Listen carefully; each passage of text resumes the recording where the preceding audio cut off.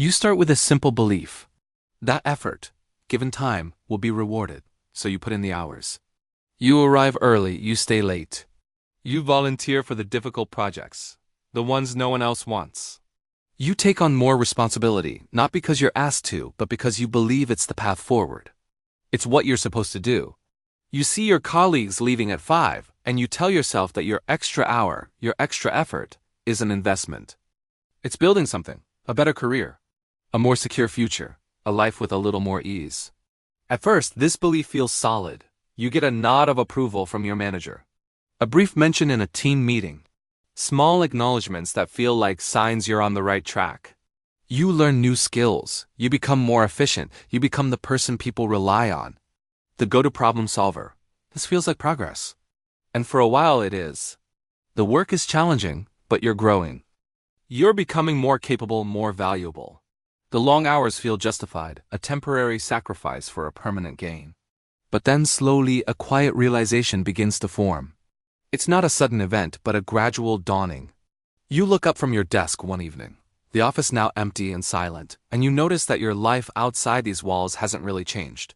The rewards you were working towards, the promised improvements, they feel just as distant as they did a year ago. Or maybe even 2. Your workload has doubled, your responsibilities have expanded, but your daily reality remains stubbornly the same. The bills are still a concern. The weekend still feels too short. The freedom you thought you were earning is nowhere in sight. There was a time, perhaps a generation ago, when the equation was simpler. Hard work plus loyalty equaled stability and advancement. A career was a ladder. Each extra effort was a step up. You could see the progress, not just in your title, but in your life. A bigger home, a newer car. The ability to provide more for your family. The relationship between effort and reward was direct, visible, and reliable. People could chart their lives based on this principle. It was the foundation of the modern career. You worked hard and your life got better. It was a promise, but that promise now feels different. The ladder seems to have been replaced by a treadmill. You're running faster than ever. You're putting in more effort, taking on more stress, sacrificing more of your personal time. Yet you look around and you're in the same place. The scenery isn't changing. Your increased output doesn't lead to advancement. It just becomes the new baseline, the new expectation. Doing the work of 2 people doesn't get you a promotion. It just solidifies your role as the person who does the work of 2 people. Your reward for handling more pressure is simply more pressure. The conversation around work has become a strange paradox. We talk about hustle and grinding, about going the extra mile.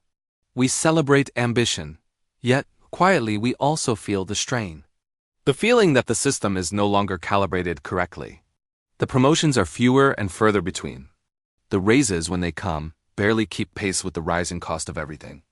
The security you thought you were building feels fragile, contingent on the next quarterly report or the next corporate restructuring. Your hard work seems to be benefiting the system more than it's benefiting you.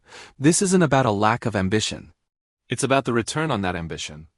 You're not asking for the world. You're just asking for the equation to make sense again. For effort to translate into tangible improvement. For a promotion to mean a genuine step up in your quality of life, not just a new title with more stress for a negligible pay increase. You see the headlines about economic growth and corporate profits, but you don't feel it in your own household. There's a disconnect between the story you're being told and the life you're actually living. The pressure becomes a constant companion. Not just the pressure to perform at work, but the pressure to feel grateful for the opportunity to work so hard, to not complain. To see the ever-increasing demands as a sign of your own value.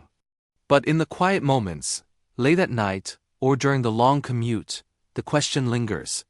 Why does it feel like you're doing everything right, but it's not leading anywhere new? You've optimized your schedule. You've mastered your tasks.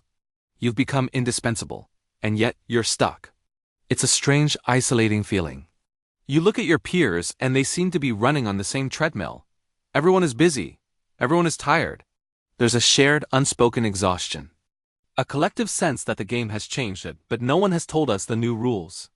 We're still playing by the old ones, putting in the effort, expecting the old rewards. But the rewards are no longer on the table in the same way. The goalposts haven't just moved, they seem to have vanished entirely.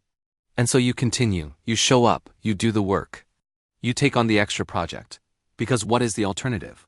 To do less? To risk being seen as someone who isn't a team player? To fall behind in a race where you can't even see the finish line?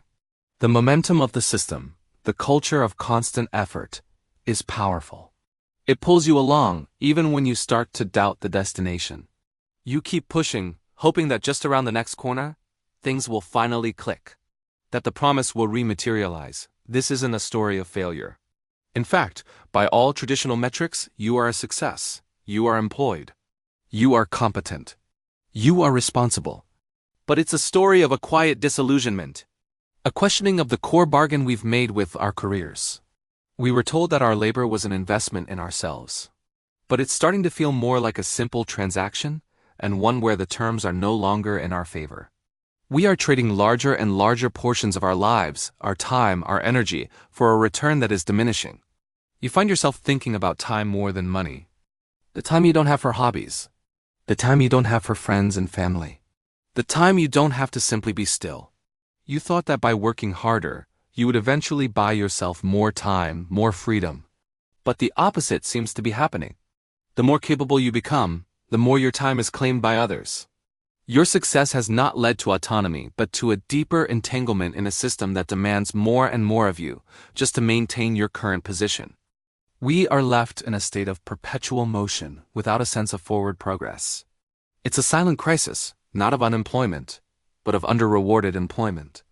It's the feeling of running a marathon, only to be told at the end that you must immediately begin another, and another, with no medal or rest in sight. You are building something, but it's not what you thought it would be. You are building a career of great effort, of immense capability, of tireless contribution, but is it building a better life? The workday ends. You pack your bag, turn off the lights, and head home. The streetlights reflect on the wet pavement. It's quiet, you're tired, but it's a familiar kind of tired. You did good work today. You solved problems.